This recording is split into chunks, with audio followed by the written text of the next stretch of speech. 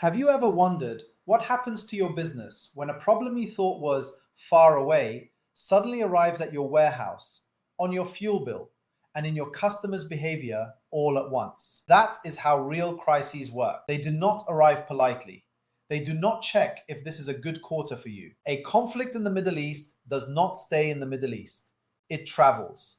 It moves through shipping lanes, supplier invoices, electricity costs, and business confidence. By the time most founders feel the heat, the fire has already spread. Let me ask you two questions.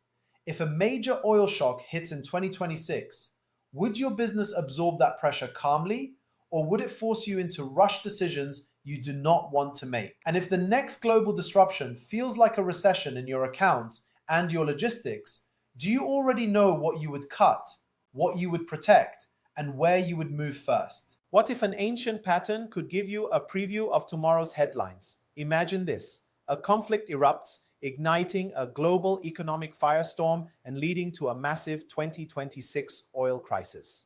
Picture the world's most critical oil artery, the Strait of Hormuz, brought to a grinding halt. For founders in Singapore and Malaysia, a scenario like this isn't just a distant possibility. Stay with me because in this video, I'm going to show you why an oil crisis in 2026 fits the exact behavioral pattern of our new era. I'll walk you through how a distant energy conflict becomes a very personal business problem, and I will give you the map to navigate the storm that others won't see coming until it's too late. First, let's be clear. Most people do not understand what period 9 really means.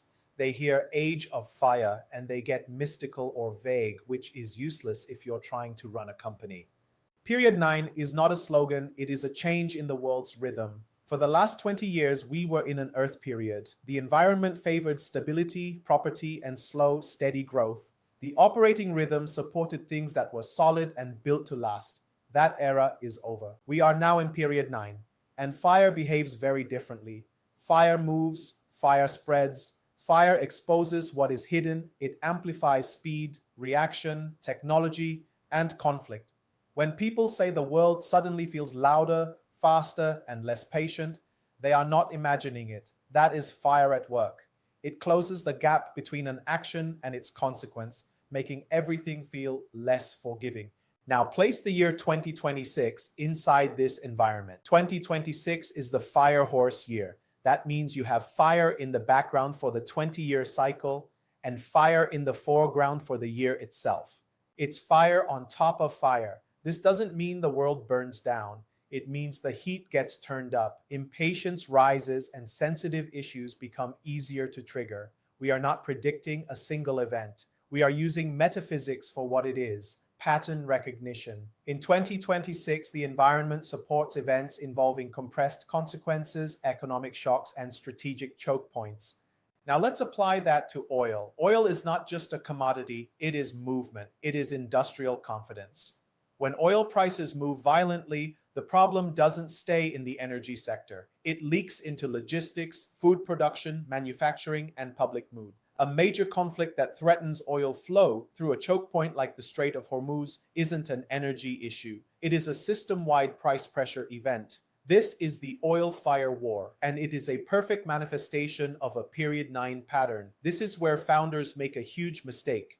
They assume an oil shock only matters if they are in shipping or heavy industry. That is lazy thinking. If you run a retail business, your supplier costs change. If you run a service business, your clients become more cautious. If you run an e-commerce business, your delivery economics shift. The crisis may start in one place, but the pressure migrates through the whole system. Think about what this means for Singapore and Malaysia. For a founder, the first thing you would notice is not the war, it is the cost. That is how global instability enters your office. Not with a speech, but with an invoice. Freight quotes change overnight. Fuel surcharges appear on your bills. Imported goods become unpredictable. In Malaysia, even with subsidies, the underlying pressure on business costs will find a way to surface. This is the real lesson of period 9. Fire doesn't create your weaknesses. It just reveals them faster. In normal times, hidden flaws like operational sloppiness, bad supplier concentration, or weak pricing power can be covered up. But when the heat rises, that waste becomes expensive. That weakness becomes visible. The biggest danger in an oil shock is not the price of oil. The biggest danger is what the shock does to your decision quality. If your business structure is weak, you will start reacting emotionally. You will cut the wrong things, chase the wrong deals, and make fast decisions under heat. A crisis punishes confusion more than it punishes difficulty. A crisis like this feels overwhelming, but the goal is not to become clever. The goal is to become clear. Here are 3 structural moves to make. In the language of the 5 elements, water controls fire. In business, cash flow discipline controls panic. When the heat is rising in the system, your cash flow is your cooling mechanism. It is the one thing that buys you time, and time is what allows you to think. A founder with no cash becomes emotional. A founder with breathing room can stay strategic. This means you secure credit lines before you need them. You understand your burn rate, your receivables, and your worst case runway. You stop confusing revenue with safety and stop letting cash sit trapped in inventory that isn't moving. Build a financial fortress that can withstand the heat. In the elemental cycle, wood feeds fire. Instead of letting the crisis burn you down, you can use the wood element, which represents growth, innovation, and flexibility, to fuel a transformation. If your supply chain is broken, it's time for supply chain intelligence. This doesn't mean a fancy dashboard, it means knowing where your dependencies are.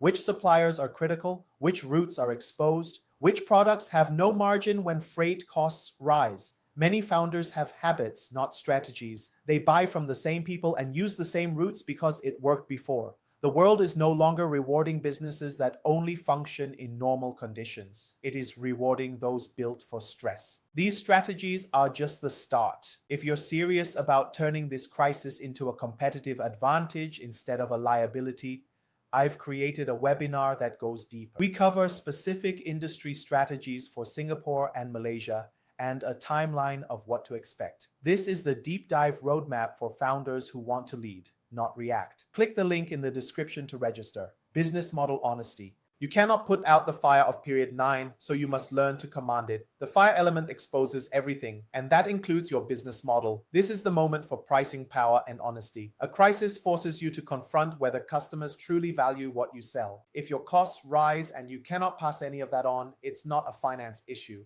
It's a positioning issue. The market doesn't see enough distinction in what you offer. So use this pressure to ask the hard questions now. What happens if freight rises 20%? What if one major client pauses their spending? If those questions feel uncomfortable, good. The point of foresight is not to feel clever. The point is to feel prepared.